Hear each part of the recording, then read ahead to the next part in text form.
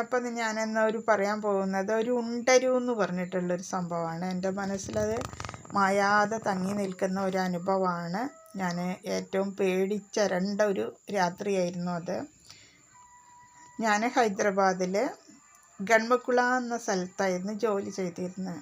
അപ്പോൾ എനിക്ക് food and accommodation അവിടുത്തെ മാനേജ്മെൻറ്റാണ് എനിക്ക് ഒരുക്കി തന്നിരുന്നത്. അപ്പോൾ അവരുടെ വീടിനോട് തൊട്ടടുത്തുള്ള, അതായത് വീടിൻ്റെ അതായത് ഒരു ചുമരിൻ്റെ വ്യത്യാസമേ ഉള്ളൂ, ആ വീട്ടിലാണ് എനിക്ക് താമസ സൗകര്യങ്ങളൊക്കെ ഏർപ്പെടുത്തിയിരുന്നത്.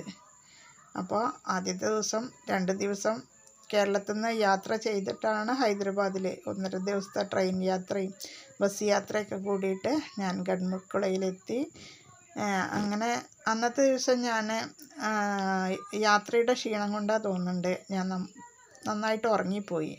അവിടെ ആകുമ്പോൾ ഇവിടുത്തെ കേരളത്തിലെ പോലെയല്ല, 8:30 ആകുമ്പോഴത്തേനും എല്ലാവരും, അത് ടൗണിൽ നിന്ന് കുറച്ച് റൂറൽ പ്ലേസിലായിരുന്നു താമസം ഉള്ളത്. അപ്പോൾ അതുകൊണ്ട് തന്നെ അവിടെ 8:30 ആകുമ്പോൾ നമ്മളിവിടെ അർദ്ധരാത്രി പോലെയാണ്. എല്ലാവരും 8-8:30 ആകുമ്പോഴത്തേനും ഭക്ഷണമൊക്കെ കഴിച്ച് ടോപ്പ് വന്ന ഒരു 9 മണിയൊക്കെ ഉണ്ടാവുള്ളൂ.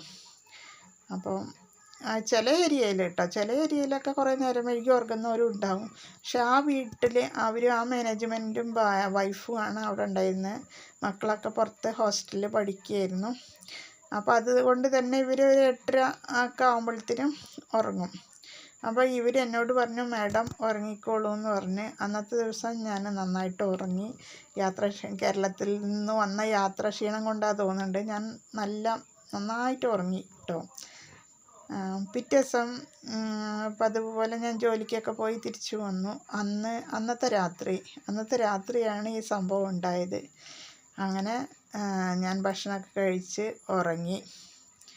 ഉറങ്ങി കുറേ കഴിഞ്ഞ സമയത്ത് പെട്ടെന്ന്, അപ്പോൾ ഞാൻ അന്ന് ആ റൂമിൽ വന്നപ്പോൾ തന്നെ ആദ്യമായിട്ട് ആ റൂമിലേക്ക് കയറി. അപ്പോൾ ആദ്യത്തെ എൻട്രൻസ് റൂം കഴിഞ്ഞിട്ട് നെക്സ്റ്റ് റൂമിലേക്ക് കയറിയപ്പോൾ അതിനോട് ടച്ചായിട്ടൊരു റൂം ഉണ്ടായിരുന്നു.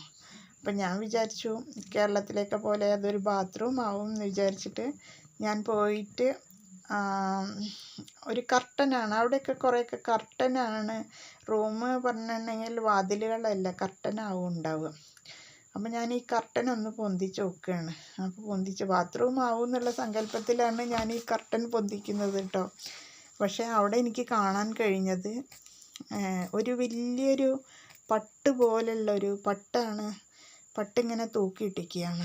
അതിന് ഒരു 2 ചങ്ങല ബന്ധിച്ചിട്ട് അതിനൊരു പൂട്ടിട്ട് പൂട്ടിയിരിക്കുന്നു. ഞാൻ ആകെ പേടിച്ചു പോയി, മനസ്സിലൊരു പേടിയും തോന്നി. കാരണം ചങ്ങലക്കിട്ട് പൂട്ടി കിടക്കുന്ന എന്തോ ഒരു സംഭവമാണെന്ന് മനസ്സിലായി.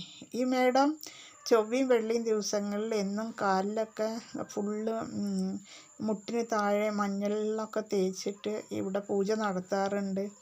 ചിലപ്പം പൂജയൊക്കെ കഴിഞ്ഞ് പായസമൊക്കെ ഞങ്ങൾക്ക് തരാറുണ്ട്. പക്ഷേ 2ാമത്തെ ദിവസമാണ് എൻ്റെ ഈ അനുഭവം ഉണ്ടായത്. അപ്പോൾ ഞാൻ ഉറങ്ങുകയാണ്. അപ്പോൾ ഞാൻ പിന്നെ അവിടെ ഇങ്ങനെ ഇടയിൽ ഇങ്ങനെ ഷെൽഫിന്മേലൊക്കെ ശിവൻ്റെ പോലെ ഇങ്ങനെ 3 വരയൊക്കെ വരച്ചിട്ട് ഓരോ പിക്ചറൊക്കെ ഉണ്ട്. പക്ഷെ ഞാനതൊന്നും ശ്രദ്ധിച്ചില്ല. അങ്ങനെ ഞാൻ ഉറങ്ങുകയാണ്. ഏകദേശം ഒരു അർദ്ധരാത്രിയായിട്ടുണ്ടാവും. പെട്ടെന്ന് ഡ്രമ്മ് മുട്ടണ പോലൊരു ശബ്ദം. അപ്പോൾ ആ ശബ്ദം കേട്ടിട്ട് ഞാൻ ഉണർന്നിട്ടുണ്ട് ചെറുതായിട്ടിങ്ങനെ. നല്ല ഉറക്കത്തിലായിരുന്നു ഞാൻ. ഈ ഡ്രം സൗണ്ട് കേട്ടിട്ടാണ് ഞെട്ടി ഉണരുന്നത്. ഉണരുന്നതിൻ്റെ ഒപ്പം ഒരു സൗണ്ടാണ്, ഉണ്ടരൂ. ഇത് കേൾക്കേണ്ട താമസം എന്തോ ഒന്ന് എൻ്റെ മുന്നിൽ പ്രത്യക്ഷപ്പെടാൻ പോവുകയാണെന്ന് എനിക്ക് തോന്നി. അങ്ങനെ ഞാൻ ഒരു ഓട്ടം വെച്ച് കൊടുത്തു. അങ്ങനെ തൊട്ടടുത്തന്നെ മാനേജർ റൂമല്ലേ, അവരെ വൈഫും അവരും കൂടി താമസിക്കുന്ന വീടായിരുന്നു. അപ്പം ഞാൻ അവിടെ തട്ടി പറഞ്ഞു, ഞാൻ ഇനി ആ റൂമിൽ കിടക്കില്ല, അവിടെ ഇങ്ങനെ ഒരു സംഭവം ഉണ്ടായിട്ടുണ്ട് എന്ന് പറഞ്ഞ്.